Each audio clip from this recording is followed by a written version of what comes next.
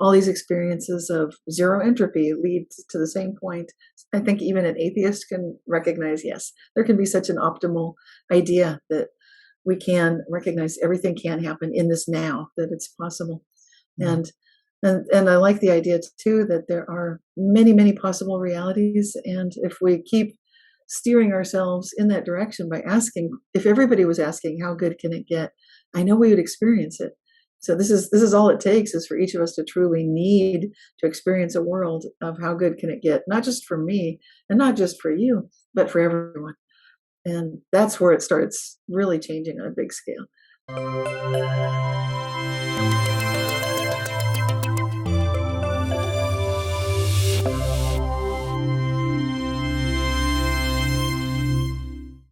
Hi, everybody. Welcome to another episode of Mind the Shift. My name is Anders Bolling.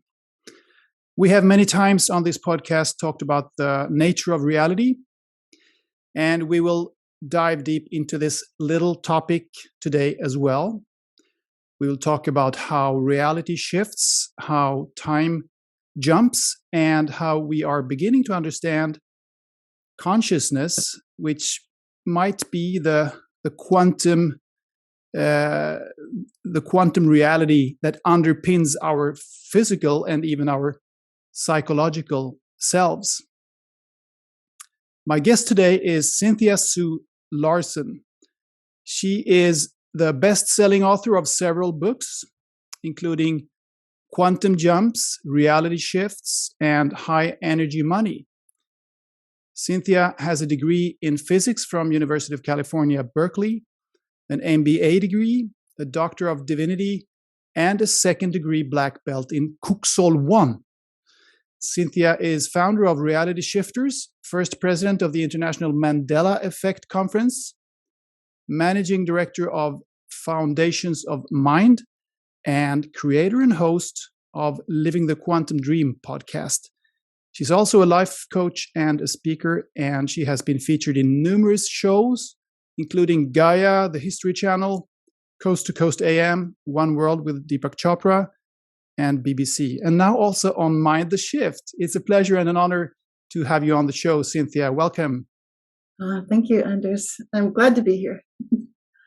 And you're joining us from sunny California, I understand, huh? Yes, it's beautiful here. And we've been having a bit of a drought, but hopefully that'll start changing soon. Yeah. Really, I love California. I've been there a few times, but it's a long ways away from Stockholm. Yes. And impressive resume there. What is Reality Shifters? Is it some kind of an organization that people can join, or how does it work? It's started as a free website to share information for people who are noticing that sometimes things seem to appear, disappear, transform, or transport. It's like they move on their own. And sometimes memories seem different than what seems to have always been the case.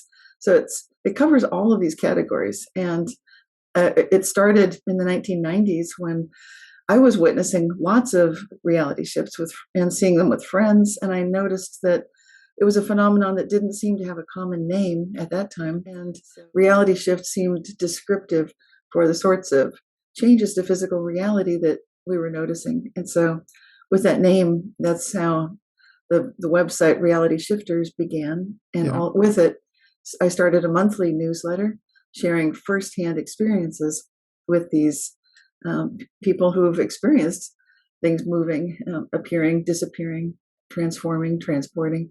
And it's every form of shift in reality that we might observe, not just ourselves, but with other people too. Yeah, so people can share their experiences on this website and exchange experiences, and or how does it work? Well, it worked originally by email me, and I've kept it that way because what I find tends to happen is some people have an experience and they feel shaken up, disturbed, understandably so, that they saw something change, like a building was different when they walked down the street, and they're nervous about it. So I engage in a two-way conversation with individuals. And then in the process of that, if they're okay with me sharing all or part of their experience, then that's what I publish as an edited version of that conversation. because this was starting in the 1990s when there was no name for it. There was no Mandela Effect. There was no, so it was before social media too. Yeah. We'll talk about these things. It's a fascinating phenomenon, or several phenomena that are interconnected, I guess. Phenomena. I also want to know what is Kuksol 1. It sounds dangerous. You got a black belt in that. Yes, it's a martial art system. It was created by In Hyuk Soo, who was the grandson of a martial artist who was in charge of protecting and defending the royal family in South Korea, in all of Korea, before like going hundreds of years back. So it's from a very ancient lineage of a whole system of martial arts that combines the tribal element of self-defense, where people might defend themselves by throwing sand in the face of a horse if the villagers are being attacked by renegades or rogues, that kind of thing. And then also it includes royal court martial arts, where ladies would defend themselves with silk scarves and so forth. And then there's the Buddhist inclusion. And the Buddhist is working with the pressure points, which are very healing. So it's not just a self-defense system. It's also working with the body's natural healing system as well. And being able to, yes. So it's useful for air marshals in the sky if they need to apprehend someone in the confines of an airplane without firing a gun, because that could lose air pressure. So the sky marshals often get trained in this as well. I didn't know that. I never heard about that martial art. I mean, there are several ones, but this was new to me. Yes. Great. Well, so let's dive into this reality shift thing, the quantum world, or however you want to put it. Yeah, I read your book, Reality Shifts. It's here on my, I don't know if the YouTube audience can see it here. It looks like this. It's on my iPad here. And I mean, you wrote it several years ago, I think something like 20 years ago or so, but yes, there have been several editions, and it still seems very relevant to your work, because I mean, your website is called Reality Shifters, and this is the core of what you teach, I guess, still. Yes. So I thought it was relevant to read it, and it was a wonderful book. I mean, it's about all these, as you've already been touching on here, all these little shifts or big shifts sometimes in our everyday reality, which all of us can learn to notice.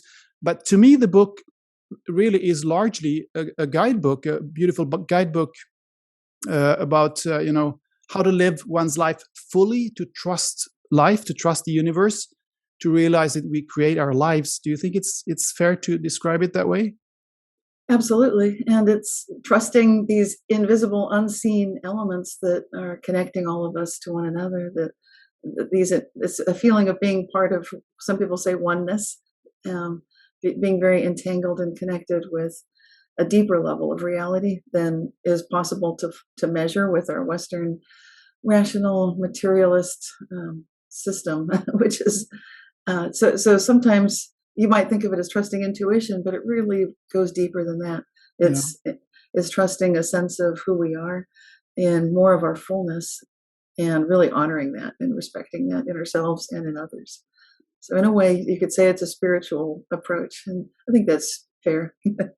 Yeah, it's also very scientific, because I mean, you reference a lot of quantum science, for instance, but it also gets very seems a bit like a self-help book towards the end. So it's a combination actually of several things. So when it comes to this thing about reality shifts, to me, if I understand it correctly, I mean, you can correct me if I'm way out here, but to me, it's like three things here.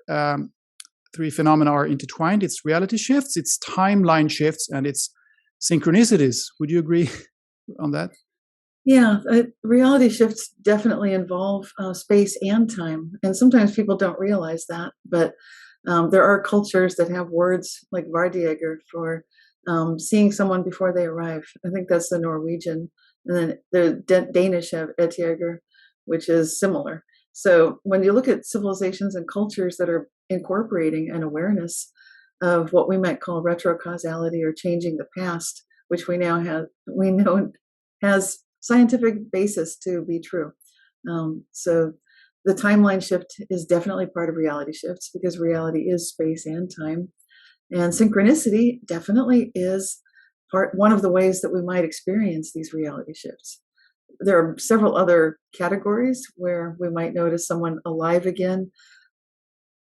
It might be a friend of a friend. Usually it's not a close family member, but it might be someone that we're really surprised that this individual is alive. For sure, we heard a friend or a neighbor say that they were dead, and it can be confusing. So it does also involve this alive again phenomenon. And yeah. You mentioned this cat that suddenly became alive again in the book.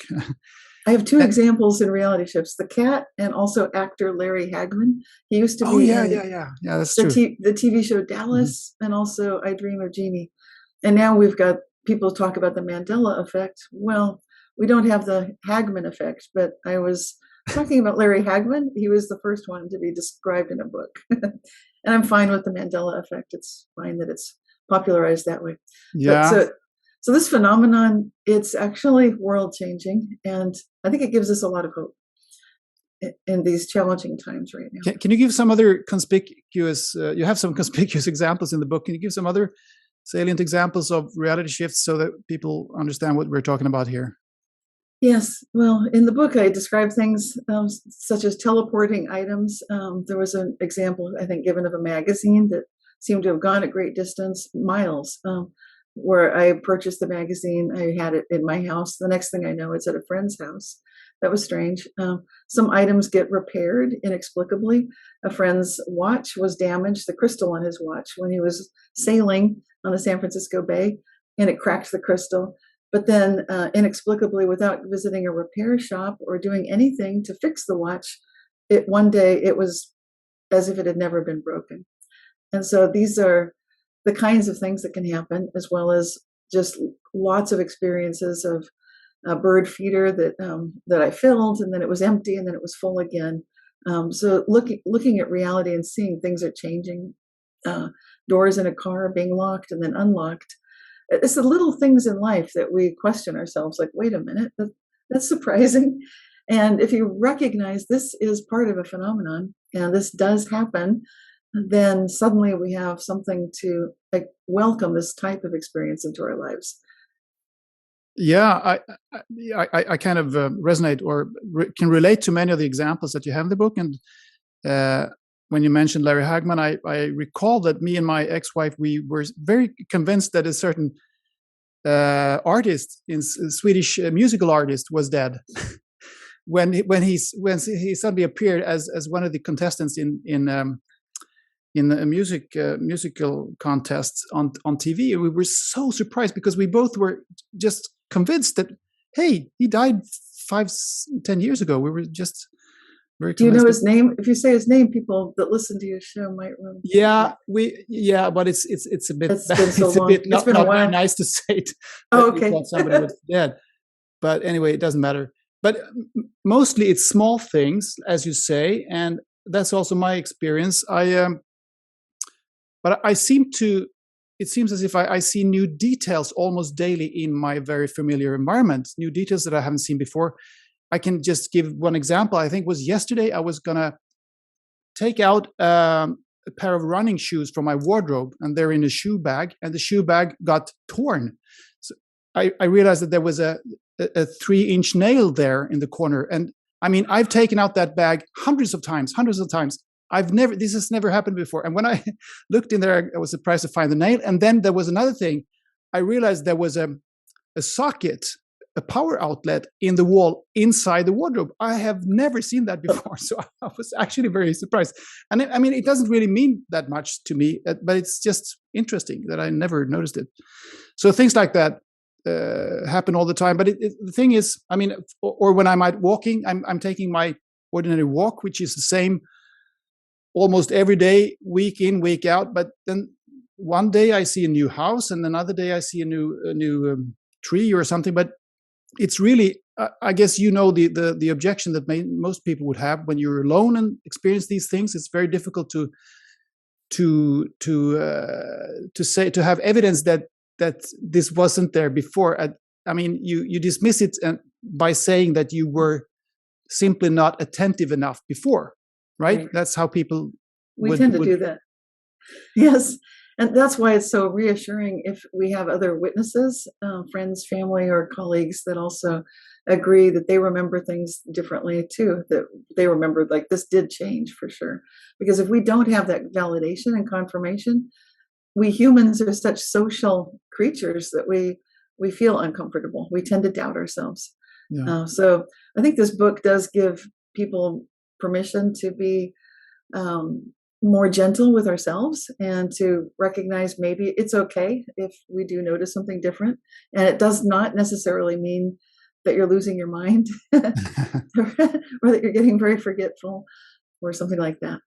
And it really does help when you check in with other people and they do remember it, but sometimes they don't, and that's okay too. So it's very interesting territory that opens up. It's like exploring this whole new world, this whole new way of seeing the world. But it's mostly, or for the most part, small things or details, you might say. Is that because the world? I mean, we are so entangled in our consensus reality that if big things were to happen, things would go haywire.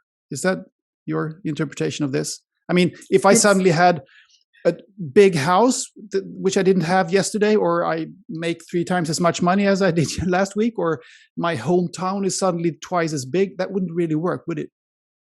It would be shocking. And it seems like it's an emotional effect that is what's constraining the size of the reality shifts, actually. And that's why the book, I like the way you said it goes into being a self-help book.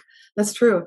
Because the more we open ourselves to being relaxed when big change happens, then we can start experiencing some things that have happened to me, such as suddenly having 1,000 extra dollars in my bank account that nobody put there. Really? And it's shocking, yes. It happened? Yes. But I've been thinking like, well, if I had an extra $1,000, then yes, I'd go on a vacation, but I don't. And then a few days after I thought that, there it was. And then I used to work for a bank, for Citibank. So I've got forensic accounting skills. I have a master's in business administration.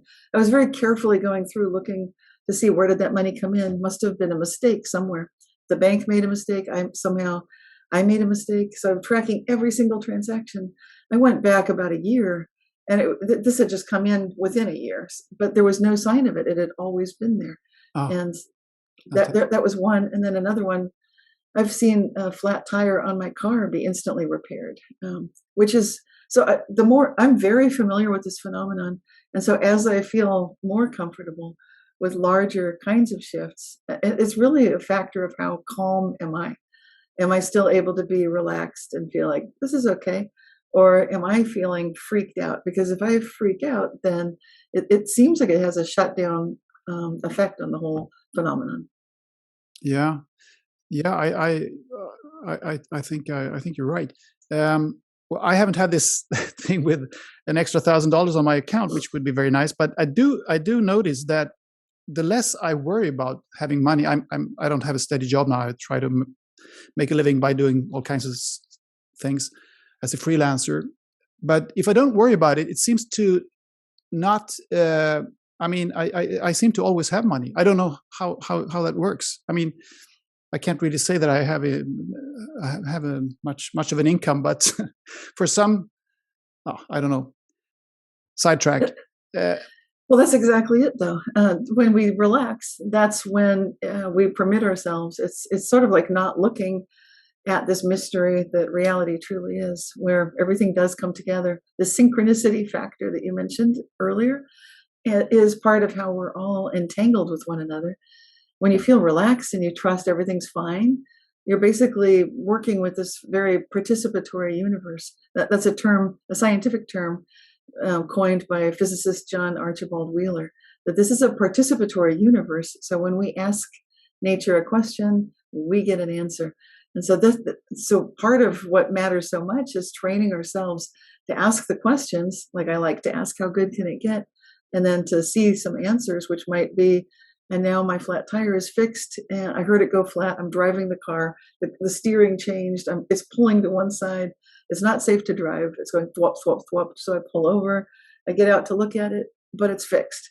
It's like, so I would have been late if if I had to fix the tire the normal way, but it just fixed itself. And what I'd been thinking was, how good can it get before that happened? Yeah, it's So, a wonderful question, and I want to come back to that because I love that question. I want to ask about that later, but you mentioned synchronicity here, so let's talk about that. Synchronicities, what is it, and how do they work, and what do they want to tell us, do you think? I think Carl yes, Gustav Jung, his definition was meaningful coincidences. right. And he coined the term. He was reluctant to publicize it. I think he was concerned. This sounds crazy, but he had a friend who really pushed him, like, no, Carl, you must share this because it's too important. And the kind of things Carl was witnessing is very much what I would call reality shifts, such as he was talking with a client who was describing some kind of an insect which was found in Africa. And as she's talking, it's a scarab beetle. It's like the Egyptian scarab that you might see on jewelry and so forth. And as she's speaking, there's a banging, thumping on the window just as she's talking. And they turn to see what it is, and it is a scarab beetle, which is very uncommon to Switzerland or wherever he was at the time. It's not like they often see this sort of insect. So what I would say with the quantum approach is that we know in quantum physics that there's a nonlinear aspect to time. There's a quality by which quantum particles and which consciousness itself can interact with quantum particles to have an effect where a decision made in the future can affect the past. And so it's very interesting that can happen. And it instantly allows for these kinds of synchronicities, which you might think of as a higher level of self coming through and communicating with all of us. It's like we think of ourselves as our brain runs our lives, that we think with our brain. But truthfully, we have neurons in our heart. We have neurons in our stomach and our gut. And so we have access to head, heart, and gut levels of consciousness all the time. We don't usually think of it that way. These synchronicities give us an opportunity to witness an integration of our consciousness that's happening not just within ourselves, but with all of reality. And so it's a way of seeing that somehow we're entangled through space and time. That example that Carl Jung experienced, there was some level of reality by which a beetle knew to show up exactly at the moment when this woman is talking about scarab beetles. And that's just ridiculously unlikely. And it is, but it has to be some kind of there has to be some kind of meaning to it also for the person who experiences it. Yes, for it to be a true synchronicity. I mean, yes, and that was the point Carl Jung was making, was that this was significant, that it emphasized this part of the dream about the scarab beetle. It's almost like punctuation or saying, look at this. This is important. And then you can start to see that life is like a waking dream, which is something I describe in reality shifts, that we seem to be dreaming this reality. In a way, it is real, but what's really real is what's under the physical reality. Yeah, I believe you. Let's talk more about that also later on, dreams. But you said that synchronicity is a bit like the future is speaking to you now in the now moment, or something like that. So that leads us over to timeline shifts, which is, I mean, another way of describing, I guess, more or less the same thing. So the Mandela Effect, which is very popular within the spiritual community. I think many people have said that they began their spiritual path or their awakening process or whatever they want to call it by first learning about the Mandela Effect. So it seems to resonate with a lot of people. And I guess it got its name from a bunch of people suddenly being convinced that Nelson Mandela died in the 80s, and that they were very surprised that he was still alive and became president of South Africa, because I think it was in 1994, because he was dead, right? So and there were several people who remembered this. And then they started thinking of that as a timeline that had shifted. So they had followed one timeline, and then they had jumped over to another timeline. Is that how you would describe it as well, or? Yes, it was. It's like what I was saying. I could call it the Hagman effect. The Hagman effect. Yeah, let's call it that because you were the one who discovered it. It's very funny, but people like the Mandela effect because it's more commonly observed. Because Nelson Mandela was such a key figure in the world.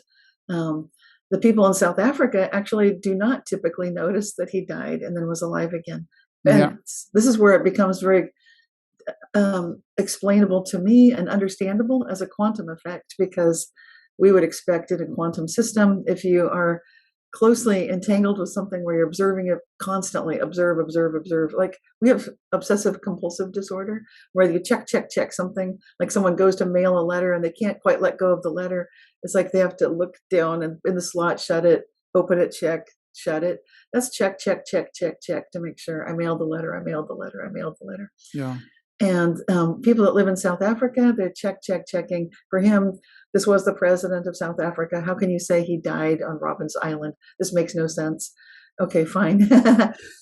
but that's subjective reality. That means maybe there is no such thing as objective reality.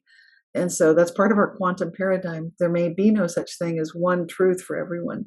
So it's fine that there can be huge groups of people around memory, like Nelson Mandela did die in Robben's prison on Robben's Island. That was something that happened. It seems like that's what I remember. And then for a lot of people, Nelson Mandela popped back into their reality around, after 2000. And so that's why it was so surprising to people who noticed he's alive again. Okay, so the Mandela effect was first talked about after 2000. So then Right. he had been president for a long time. Yeah. So maybe that says something about how much Americans know about what's happening out there in the rest of the world. That's one explanation. But then why would we remember other people too? Like Jane Goodall, who's I think alive right now, but I remember she had died also. I did some surveys to see who are these other famous people that a lot of people remember died, but fortunately are alive again. I think that's actually happening all the time when it comes to actors. I constantly, when I watch movies, I constantly get surprised that, hey, wait a minute, didn't that female actor die or didn't? Right. Yeah. So, but maybe it's because they aren't really dead. I mean, dead with a capital D, because they are somewhere. So when you talk about the idea of timelines, so your idea of when people say timelines, then one thing that often is, I think, misunderstood is there's sometimes when you watch a movie about timelines, people might think, well, this is the timeline for the whole universe. But that's not what we're noticing in real life. We're noticing that there are whole groups of people, like South Africans, for whom Nelson Mandela was always alive, right? And then people like me and other people all through the world who do remember he died and then he was alive again. And that's okay. For me, it's like, well, this happens. So I'm familiar with the phenomenon. Yeah. So there's another aspect of this, our view of what actually took place, or the nature of what we experienced. It might be on a personal level, you might remember what happened, talk about with a brother or a sister, what happened when you grew up in your family, and you suddenly realize that there are so many different views on what actually took place and what was being said and all that. And it can be on a collective level. We suddenly have different views of what happened during a war or a revolution or some kind of pivotal collective event of whatever kind. And that happens all the time. Is that a part of the same kind of phenomenon, or is that something different? I think it's very related. So to me, we have different names for it. With like Mandela Effect would be that large group, and so that's the common term now for this phenomenon, where a change affects an entire society. And it seems like it could be someone being alive again, or it might be other things too. There might be changes in, some sort of a song lyric or a product, or with the Mandela Effect, we often notice shared experiences having to do with books, movies, entertainment. Sometimes it could be historical facts. So all of these things can have a very deep significance on a social level. That's the Mandela Effect. And the personal Mandela Effect, or what I've been calling reality shifts, would be more in your daily life. But it could also be something of a social stature. It could be something big as well. So, Cynthia, what is time? Time is very individual as well. I like that. That's a great segue, a great question. Because also we tend to think time, my watch is the same as your watch. Like we decided we will meet at this time today. Of course we do. There's no problem. So we don't think like what is time really? And is it different for each and every one of us? It is different for each and every one of us. It moves at a different speed, even depending on the altitude, how high we are on the earth, or if we're in outer space. We know this, and these are facts, of course. But then what we don't tend to factor in is that time is extremely subjective. And we notice that too, but we dismiss it. We often say, well, time, was it Albert Einstein that said that time is relative? And it's, it's like sometimes it seems like it's so much slower when you're doing something unpleasant. But if you're in the presence of a beautiful person, like a young, beautiful girl, then time goes too fast. Yeah. So we notice that. Yes. And some way that we can look at this is that it's an individual experience, but it's subjective. It has everything to do with entropy. And here is where I love to refer to the beautiful book by Carlo Rovelli. Carlo Rovelli is an Italian the physicist, yeah. Yes. And he has a book, The Order of Time, and he talks about it all is based on entropy. So if you look at the idea of zero entropy, something that is eternal and never changing, and he doesn't call it God, but to me, it sounds like the perennial philosophy where all paths lead to this experience. We could say zero entropy. Yeah. Well, I think maybe time is change of the state of things. When things start changing, when that is entropy. Because I mean, it's as many spiritual teachers say that there is only the now moment. That's all that exists. Right. So yeah. That now moment is nonlinear. That's where we have access to everything before it happens, after it happened, and while it's happening. So it's like a God's eye view of the universe. So from that point of zero entropy, where nothing's changing, you can see everything. But most of us are caught up in our daily lives. Things seem to be changing very fast, and then time moves differently for us. We experience a linear version of time. Yeah, many people have experienced. I think you have this example in your book also, that when there's something dangerous happening to, like I think in your case there was your child was sitting on your husband's shoulders and was beginning to fall backwards, and you could, it was like time slowed down when you rushed forward to catch your child. Yes, wasn't that right? Exactly. Thank you. And this was such an amazing experience. We were living in Lausanne, Switzerland at the time. And the train station at that time, this was the year was 1991. And we were, the train station had a marble floor, so I could hear the high-heeled sound of people's high heels going click, click, click. And it makes it a very distinctive sound to my ear. And as I watched, my daughter was just not quite 1 year old, but she was holding on to her father's hair like this, my ex-husband, and she's bouncing along and holding on to his hair. And then she was having so much fun, she let go, and her hands are flapping. And my husband had his suitcase in one hand and her suitcase in his other hand. This was a recipe for disaster. And then my worst fear happened, and my daughter started falling backward. Yes. And I was walking with my suitcase, and then, babies there's so much stuff. So I had another bag of hers for some reason.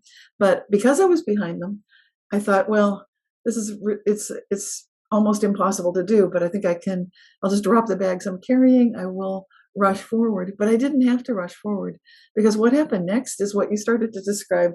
I started to hear the sounds slowing down.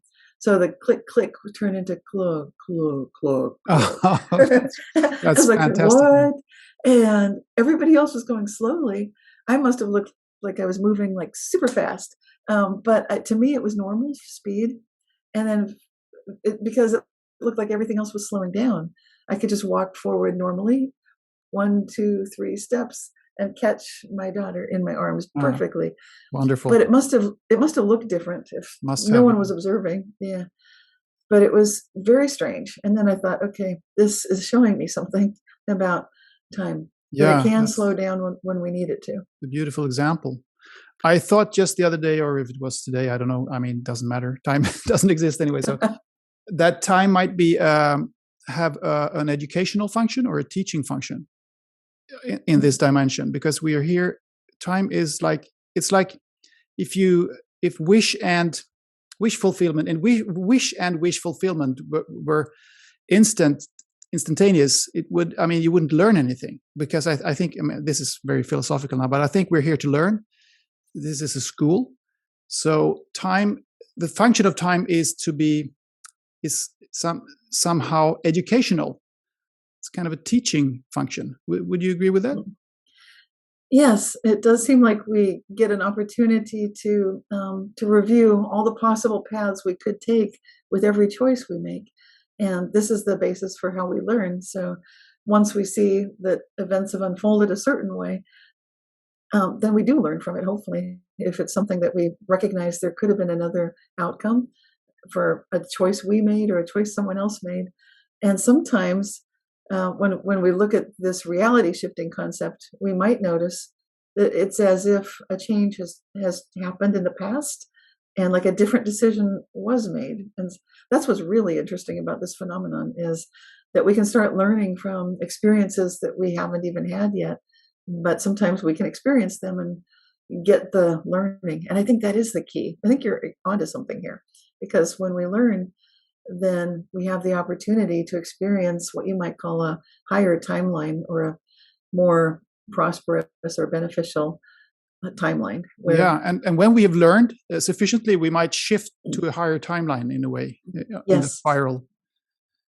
So, and this is like energy coming from this zero entropy. We draw the energy required for these shifts from that nonlinear experience, from being in that lucid dream where we have access to everything, where we feel connected with everyone, yet we feel detached. We still have an identity of ourselves.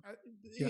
As has already been shown, you link reality shifts and all these other kinds of phenomena that we're talking about here with what science knows about quantum mechanics and what is often referred to as the quantum field. It's all quantum physics. It's a broad range of things we're talking about. Can you elaborate here? What is it that is going on here connected to quantum science? Okay, well, this gets interesting because quantum physics shows us, first of all, a number of things.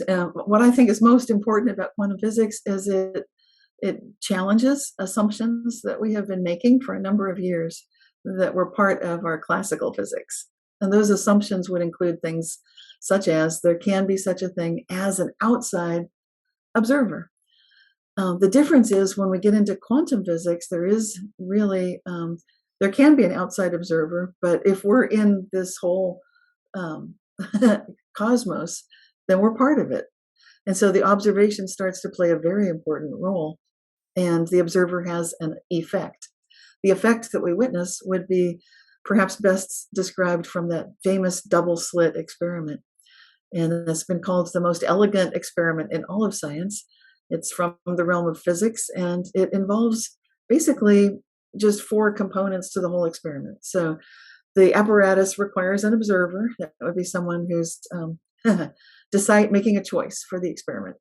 The second thing is it requires some kind of a particle gun or source that's firing one quantum particle at a time, such as a photon.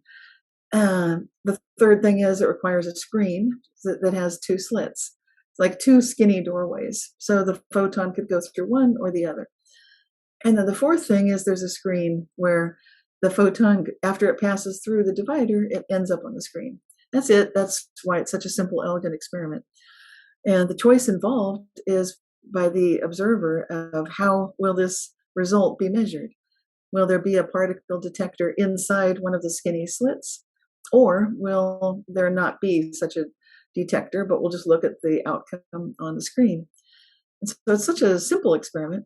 But what starts happening is we start to witness that the decision, it seems like, how could that possibly change reality? It does change reality, because if the observational device is inserted into one of the slits so it can tell a particle went by or it didn't, then what we end up with on the screen looks like paint balls, like little balls of paint were thrown at the screen, and they cluster, just like you'd expect. But if there is no such device inside one of those doorways, the little slits, no device there at all, and you're just only looking at the screen, then we see a beautiful diffraction pattern that looks similar to something you might notice if you throw pebbles in a pond and you get these waves of interference that are constructive and destructive interference. And that's a wave pattern that shows up as if one photon was interfering with itself, which that's what's so bizarre, because they are firing one photon at a time. Yet the way those photons land, it's as if a whole bunch of them went through and interacted with one another. Yeah. A very elegant way of describing this very famous double slit experiment, which is fascinating, and it's, as you say, ostensibly shows that the observer has an effect of what is actually happening, what is materializing, right, or what is manifesting, or however you want to put it. And it underscores what John Wheeler said, as you mentioned here, about a participatory universe. Yes.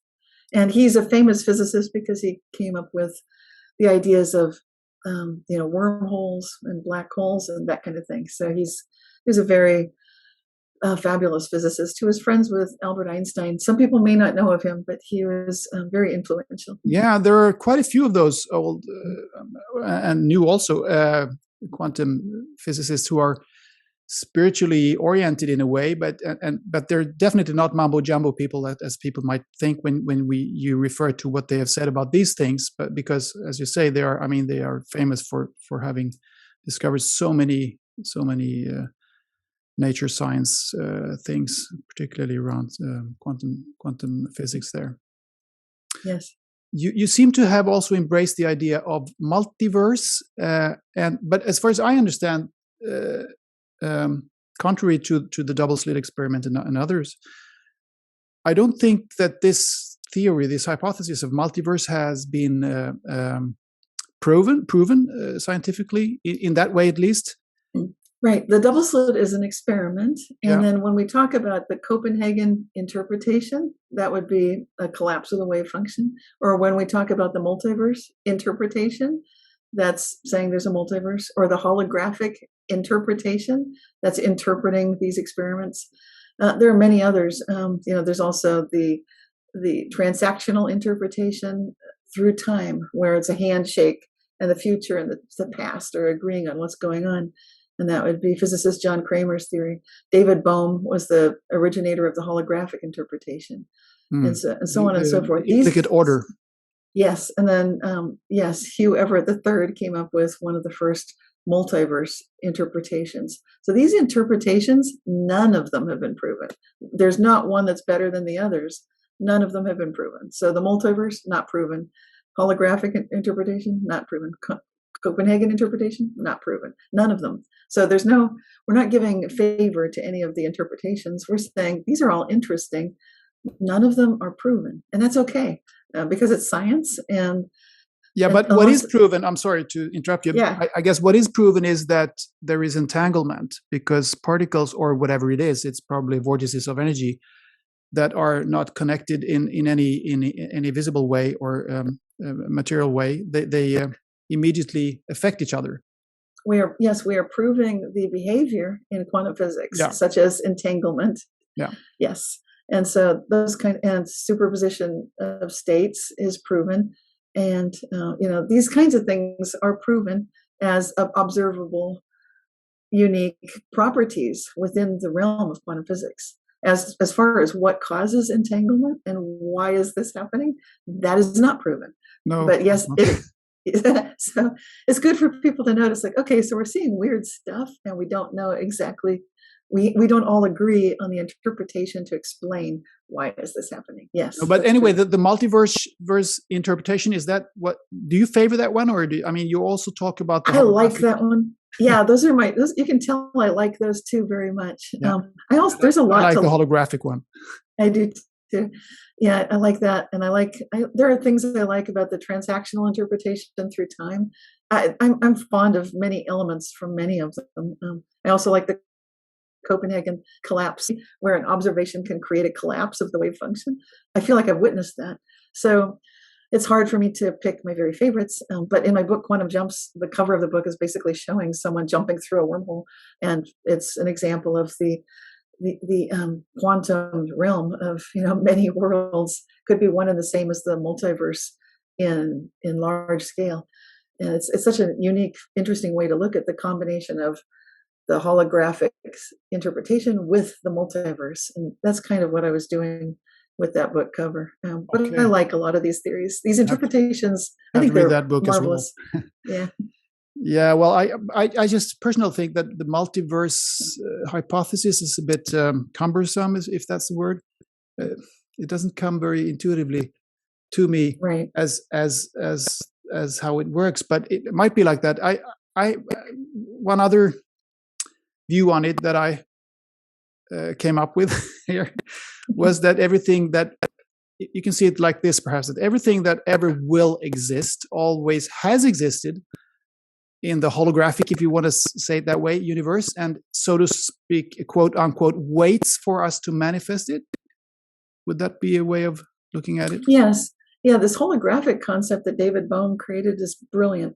He described this idea of the unfolded and the what does he call it? I can't think of the terms right now, but it's like there's sort of the manifest and the unmanifest, if you want to call it that. He had a different terminology, which eludes me right now. So, but the idea, it's like if you look at the pattern that might happen if someone were to have stirred a container of paint. When you're stirring paint and you use it very slowly stirring it, then it creates a swirl pattern as you're stirring. And that's the effect of intention and energy and time and all of that. And what's interesting about the holographic idea is that you can look at I think he called it unfolded and implicate and explicate. There we go. Yeah. Okay. Finally. Implicate and explicate. Yes. Yes. And so what David Bohm was getting at is that there's this hidden order, if you will, that there's something that's inside that's holding it together at a level that we, with our tiny little minds, cannot quite fully comprehend it. So it's as if we're seeing things from a different angle, almost a different dimensional angle. And he did. I think people have used that example when describing this holographic concept. That if you were to look at a fish tank and you've got a camera looking at the fish and the fish is looking right at you, but there's another camera that shows the body of the fish as it's doing this and it's swimming. And so one angle the fish looks very skinny, and then the other, it looks very big. And so it's the same fish, but we see these different things and we think, what on earth? Yeah. And this is David Bohm's.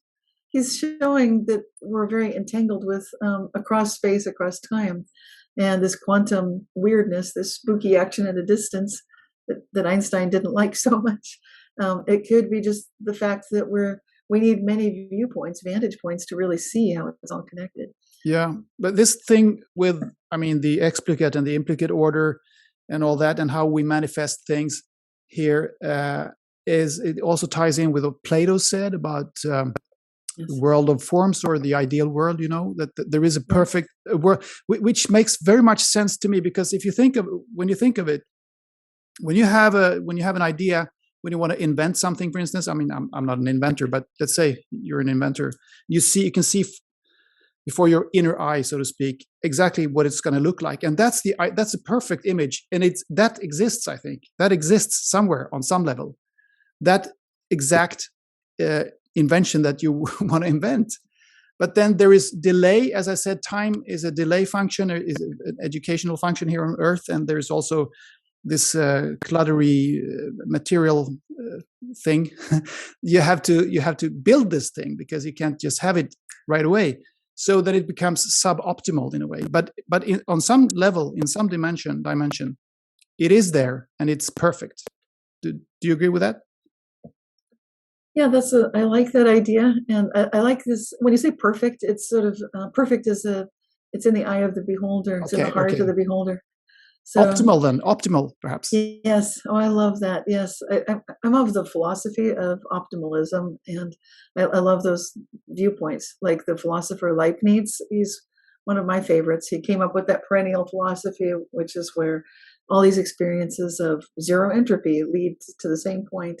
I think even an atheist can recognize, yes, there can be such an optimal idea that we can recognize everything can happen in this now, that it's possible. And I like the idea too that there are many, many possible realities. And if we keep steering ourselves in that direction by asking, if everybody was asking, how good can it get? I know we would experience it. So this is all it takes, is for each of us to truly need to experience a world of how good can it get, not just for me and not just for you, but for everyone. And that's where it starts really changing on a big scale. Yeah. And that's the implicate working with the explicate. So I do like David Bohm's idea. Yeah, you're right. That's a wonderful concept. You speak a lot about the dreams and the dream world in your book and in other instances as well, I guess, not least lucid dreaming. And as it happens, the last episode of this podcast here featured Teresa Chung. I don't know if you're familiar with her. She's a British woman who's written many books about dreams, and her latest book is about lucid dreaming, actually. So that was kind of a synchronicity. Beautiful. But you also talk about how to live lucidly in both one's waking state and in one's dream state. Can you explain what you mean when you say that? Yes, it's an awareness that maybe everything is kind of like a dream world. So some people, it's popular now to say everything is a simulation. And so we'll hear our technology leaders in the world talk about that, about how it's, I think Elon Musk and so forth, they'll say it's a simulation. Okay. Another way to say that that's older, I think, and maybe not truer, but equivalent, would be to say everything is a dream. And when you recognize that and you go into your sleep, like last night, I asked questions about things and I woke up with all the answers, and I was woken up without my alarm clock at the right time. So I think this is interesting. That's part of living life like a waking dream. And then I'm getting the answers that I'd been asking, not out loud, and I didn't write them down, but it's as if the universe knew I'm concerned about what's going on with the economy, with the world right now. And I got lots of answers like, oh, here you go. Very reassuring. Give us the answers. Everybody wants to know. I know, but it was like so profound. So I was getting information in my dreams, but then I take it into this world. What I can say is stay calm, very much like the advice I'm giving in Reality Shifts. It's really about when you stay calm and like what you notice, when you're not worried about it, then what you need always is there. And that's really the key. What I was looking at was, I was concerned, like, it looks like our economy is not going so well. And indeed, that's what I saw. But me, I'm such an optimist. I'm constantly asking, how good can it get for all of us? You know, if things, I guess we have to change these systems, but can we do it in a way that's not too disruptive? Can we do it with less warfare, less fighting? You know, that's what I'm wondering. I'd love to see it. I need to know it. And I ache with that need to know. And then it starts showing through for me. I know that through my observation of the possibility of it, I am helping to create that in a good way. So it's like, okay, we need to see a little disruption, but let's do it not too badly. Yeah, you know? I agree. I think the same way about these things. I think we need to change things, but let's do it slowly and not too disruptive, as you say.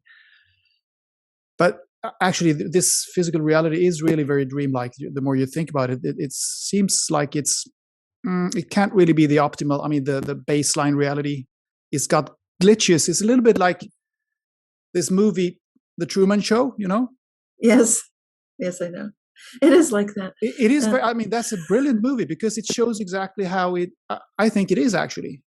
I mean, I don't think there's a director sitting up there and deciding what we should do like that. But I mean, in principle, do you think that some of what we today call mental illnesses, like, you know, schizophrenia, hearing voices and all that, is simply to have a thinner veil, as it were? Do you think that those people who have that more easily tap into the underlying reality, and perhaps in ancient times they would be called sages, and today they would be called crazy?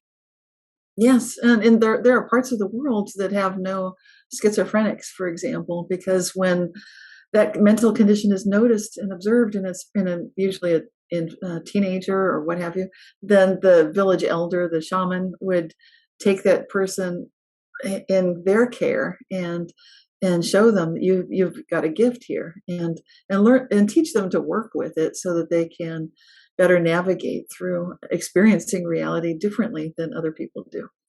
And I think some people are a little bit more open to hearing these things. I think I'm one of those people that's pretty open to hearing these things. And those kind of people who are empathic, intuitive, they do tend to experience more reality shifts in general, and more of the Mandela effect. Yes. Yeah.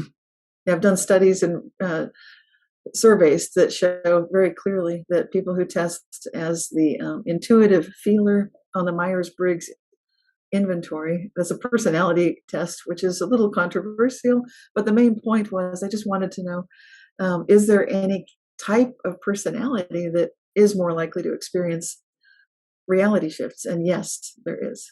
It's the people who are intuitive and empathic and feelers. Yeah. Okay. Instead of, it's a tendency. So all personality types are capable of experiencing reality shifts, but people who are empathic and intuitive, yes, they're much more likely to witness. That makes sense. Shifts. Yeah, that makes sense.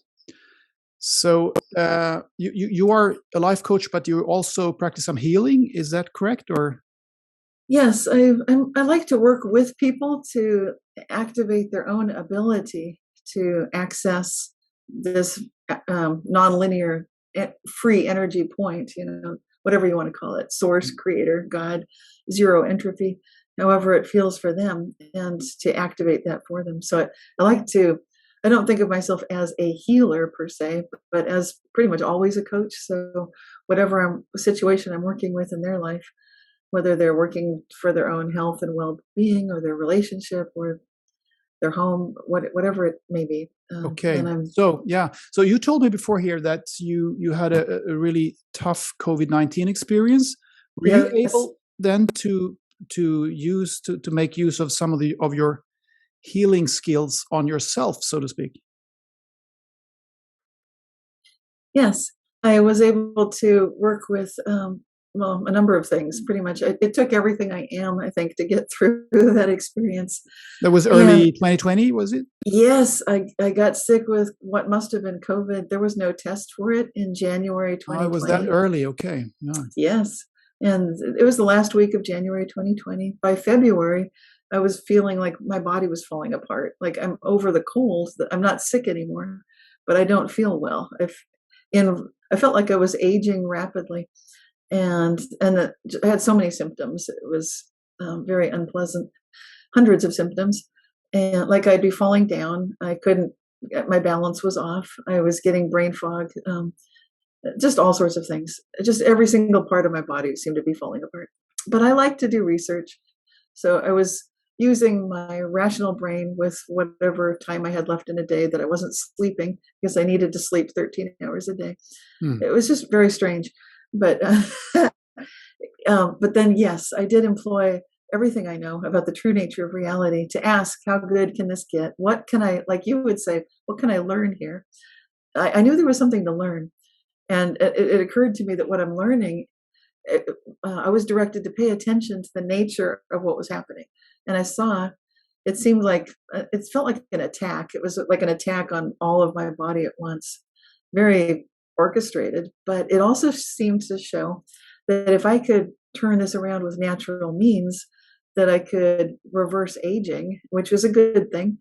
And this might provide important clues for an improved quality of life, not just longer life, but better quality once I got healed and recovered from this. Of course, I'm also using time every day to bring about a quantum shift, a quantum jump.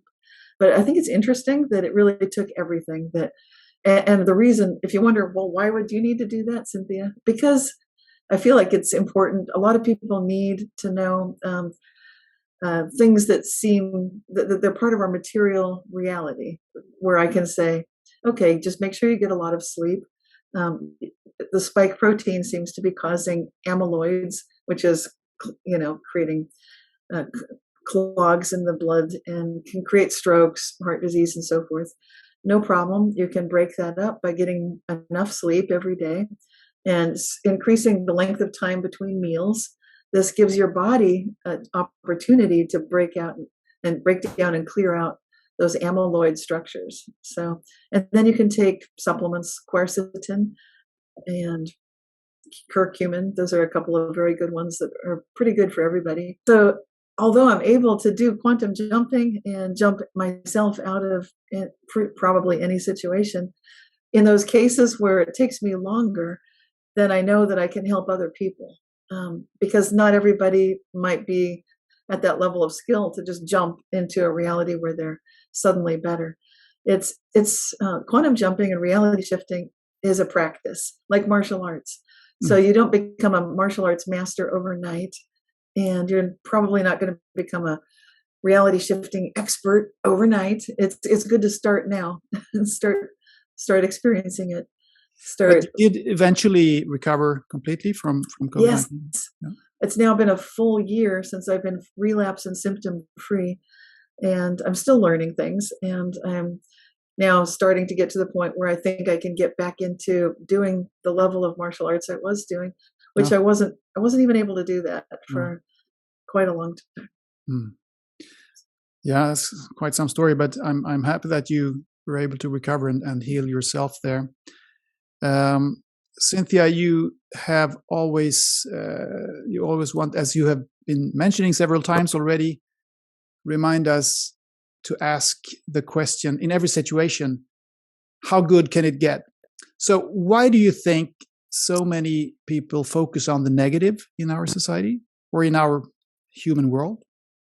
Right. Well, a little bit of it is built into us. I think that we survive as animals by noticing what's wrong, and then that gets I think that gets added to as we're socialized, and our parents and our society wants us to be good society members, and so we pay even more attention to what's wrong and how not to do what we shouldn't be doing.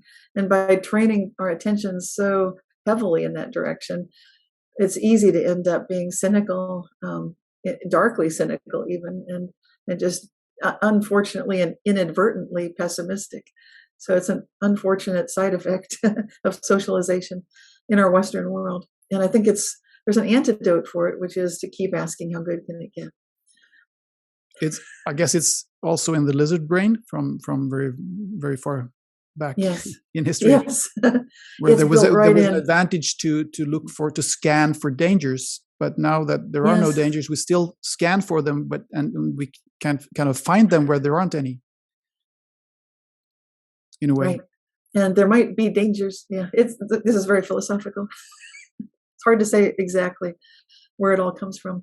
But each of us has the opportunity to start where we are and become more of an optimist. Yeah. I think it's a kind of a strange thing that many spiritually oriented people also tend to be pessimistic. They say, about humanity and humankind, they say things like, we are so greedy, we're so selfish, we only care about the material. And I wonder oftentimes, who do they refer to? Are they talking about themselves? Are they their family? Who are these people? There's always somebody else who's doing all the wrong thinking. But we're all human, and we have all the same capacities, and it's more like you need to shift your mindset here, in a way. So I love that. That's very funny and very true and very. Do you follow the news yourself? I do. I consider what I'm doing is sort of steering and guiding it. A lot of spiritual people recommend do not watch the news, do not look at what's going on. But what I find, I know the power of the observer, and so there's a benefit for me to watch even what looks like bad news and to reframe it, to be aware that it's like the fish tank. So they're looking at the very small, skinny fish and saying, look at the teeth, and it's terrifying. It's headed right toward us. And I'm looking at the side, like, it looks gentle to me. It's slow moving. We can see the whole thing from the side.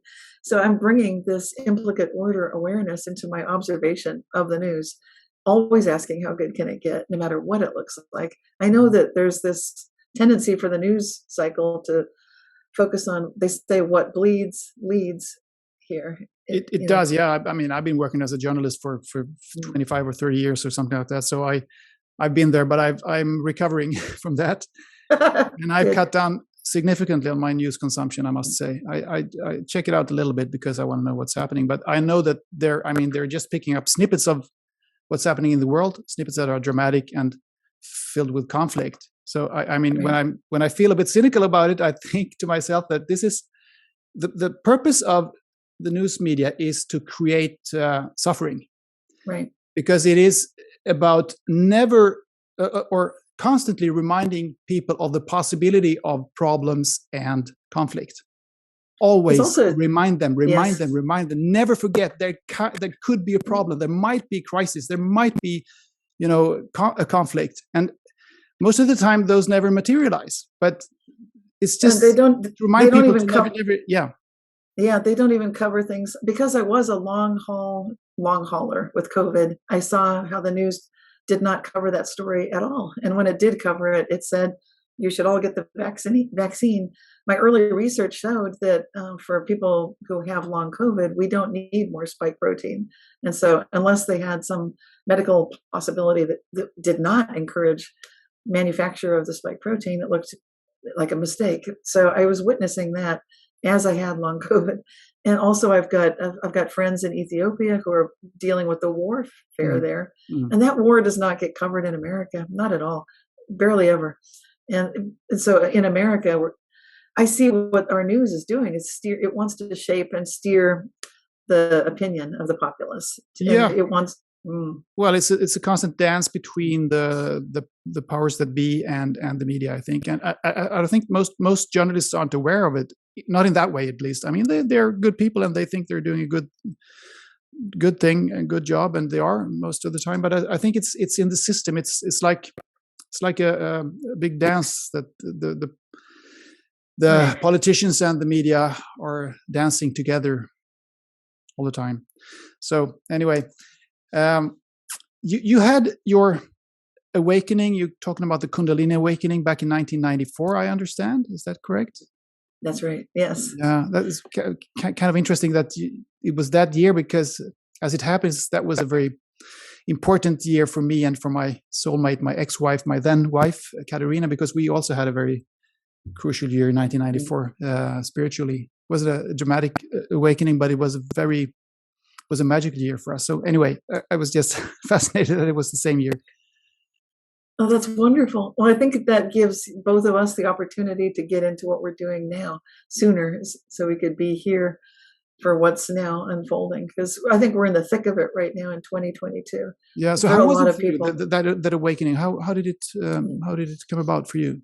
Oh, that was very intense. The year started around Easter, April 1994. I felt like I'd overslept. And I told my cousin Esther, who was very religious and very spiritual, I said, I feel like I've overslept. Like it feels like a spiritual thing. I think I'm not all here and I need to be. And I wanted to talk to her about it because I thought she could understand. And then she did. She was very comforting. And then some 6 months later, by about October, November of that same year, 1994, my husband came back from a business trip and told me I had this amazing epiphany. I was looking at the ceiling and it all made sense. And then that's like what I had been waiting for. There was something inside me that was waiting, like, oh, good, finally. And then boom, the Kundalini just went pow. Well, there was a little bit of a slow time where I was just talking with my guides, but then it just went kapow. It's hard to explain, but so much energy came through me, and I felt like I was losing my mind, like because I was seeing things and knowing things. There's no way I could know or see, hearing things. Like my high sense perception just went crazy, and it was extremely intense for a 2-week period. And has it gone up and down since then, or have you been able to stay in that place most of the time? Would you say, or? Yeah, it's a state that it's kind of uncomfortable in a way to be in that state of, it feels like everything I'm thinking manifests. So when I'm running that much energy, it's like, it's uncomfortable because it's not the way most of our society is set up to operate. And just feels a little bit intense. uh, but so I don't stay at that level most of the time. If I'm working with healing or with doing energy work, then I will reinitiate that and re-engage it, but it's always there. Ever since that happened, I've really needed to be very careful with what I do think about, because my thoughts absolutely have a profound immediate effect on reality. Wonderful. I understand. So that's on a personal level. If we look on a collective level, one of the tenets of this podcast is that we are in a shift. It's called Mind the Shift, because we are truly integrating for the first time in history, or the first time in recorded history. I can well imagine that there have been global civilizations on this planet way, way back, but that's a different story. Anyway, we are integrating, and integration changes everything, or at least many, many things. Do you think that humanity is in a shift? Is there some kind of broader awakening going on? Yes, there is. And this is what I'm doing with the International Mandela Effect conference. And we do a monthly live stream on our YouTube channel. And this month, in May 2022, we'll be talking with Dr. Donald Hoffman, who... Oh, yeah, he's great. He's great. And he has this whole interface theory of reality. So he'll be talking about that with us. And what we're doing specifically, we start each episode reviewing which extinct animals and plants have come back this month. So we start by tracking the golden timeline. It's an awareness that this is a great awakening, and that the Mandela Effect is serving as an opportunity for all of humanity to recognize that together, collectively, we can witness a new world that we can help shape and create, thanks to the way that we're observing. And so we've covered things such as the Mandela Effect in Brazil. We love to cover country by country. So if you know someone that would like to talk about this with us, covering Sweden, we would love to do that. I know you're sure. I invite the viewers and listeners to contact you if they have experiences like this. We would love to cover every country. So far, Brazil is the one that stepped forth first, and we got to look at some of the Mandela Effect in Brazil, having to do with that famous statue of Jesus that's very tall on that mountaintop, and some of their dolphins and animals and wildlife. But it's very interesting when you take a look at going through the world and see, like, we are noticing changes everywhere, and this can be for the betterment of all of us. And this can be a couple of examples of that from Brazil, for instance. Brazil, that we did that show a while ago, so I'm trying to remember now, and I don't live in Brazil, so these were all strange. When you hear about a different country and you're like, that's interesting. Yeah, because it doesn't really matter much to you, because it's so foreign, right? Yeah. But I remember that just the fact that giant statue of Jesus Christ had changed, and that it had been a different size, and now it's like noticeably a different size. It seems to me interesting to look at, and these are symbolic. And when you look at something like, what would it mean for a statue to change size? I don't know. We didn't dive into that aspect of it in the show, but that's the kind of thing I would love to look at with each country and what they're noticing. For the kind of shifts that they're observing. And I know it's worldwide because I've been tracking this for more than 20 years through my Reality Shifters website. Tracking where these reports are coming from. So now, thanks to the International Mandela Effect Conference, we have more of a dynamic, real-time live stream sharing of this information. That's great. That's very important, I think, to build these communities, to come together. And some of the changes that we're seeing in our bodies, for example, have to do with the kidneys. We had a term, kidney punch. Like, don't get punched in the kidney, because I don't know if you heard this too, but in the old realities, it could lead to very immediate illness and death, even if someone's punched in the kidneys. Now the kidneys are no longer located where, like, if I told you put your hands in your kidneys, I'm putting my hands back on my lower back. That's where they used to be. They have all humans, all 8 billion of us or whatever, our kidneys have moved up into the safety under our rib cage. Really? Really. That's fascinating. So that's the kind of thing that can change when you recognize that we can engage in this shift together. This is really happening. These are the shifts that people notice, but they are connected, I suppose, to a general awakening concerning, living a more loving life and loving Gaia and loving other humans and not engaging in violence and things like that. That kind of awakening is of course what we all are waiting for, isn't it? It's happening right now. We're actually in it. I can feel, I don't know if you're noticing it, but this year 2022, yes, I am, in a way. Yeah, sorry, go on. Yeah. It's happening right now, and it feels like we'll have a couple more years of this very intense energy. We're seeing it from solar activity. We're seeing it from, of course, the pandemic. We're seeing it in the way people are going within, and people's view of their lives and how we interact with one another is really transforming in a very large way at this time. Yeah.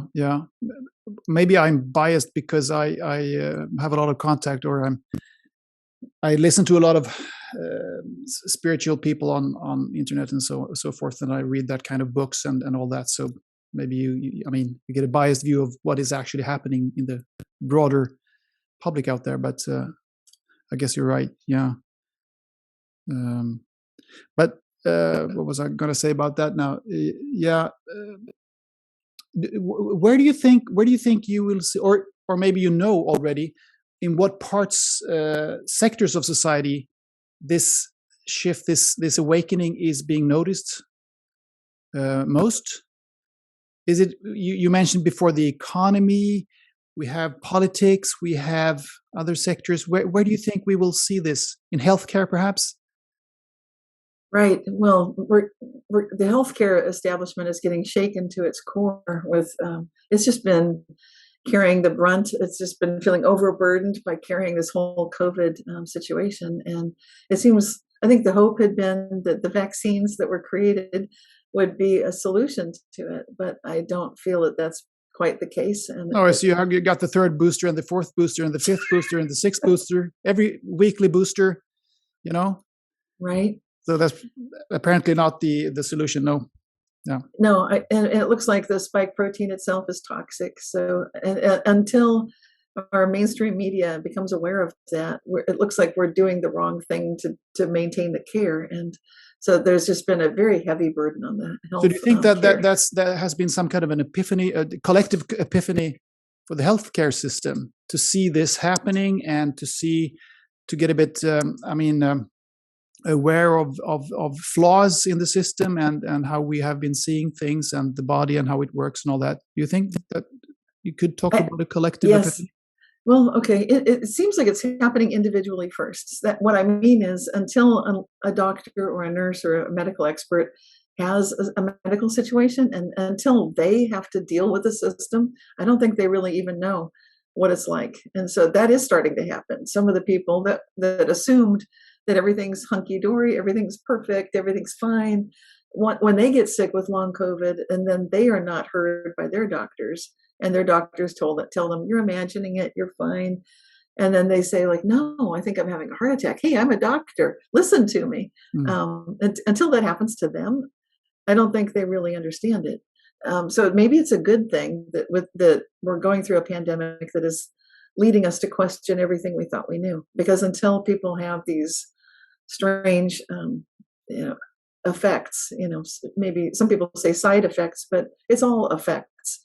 If you take a medical treatment and there are effects, then what is that effect from? So I think that there's been a breakdown of trust for a lot of people in our medical care. Just the Western medical system, the way it was, it seems like it needs to be changed. And so maybe things are starting there, but it'll be starting from the people that work within it, that don't even know what it's like until they have to go through it. And that is happening. So I know you wouldn't think this would be necessary, but if people are not empathetic, if they're not naturally intuitive and empaths, then they need to have an experience that's pretty intense to be able to feel what it is. And I think it's going to end up where you're talking about. There will be more compassion, but it's a pretty bumpy road to get there. A bumpy road to get there, but we all long for that to happen. Yes. So Cynthia Sue Larson, where can people now most easily find your books and all the other beautiful work that you're doing? That's through my website, realityshifters.com. And that's, I've got a newsletter that you can subscribe to. If people like watching YouTube, I've got a YouTube channel, and I'm on Facebook, but all of that can be found through the website. I think that's the easiest way to start. Yes. Thank you so much for joining the show, and thank you for doing what you're doing. You too. Thank you so much for doing what you're doing, and thank you for inviting me to be on your show. It's been such a treat. I love your questions. I just love the way you bring such light to these dark times, these chaotic times. Thank you. It's my pleasure. Thank you, Cynthia. Bye for now. Bye.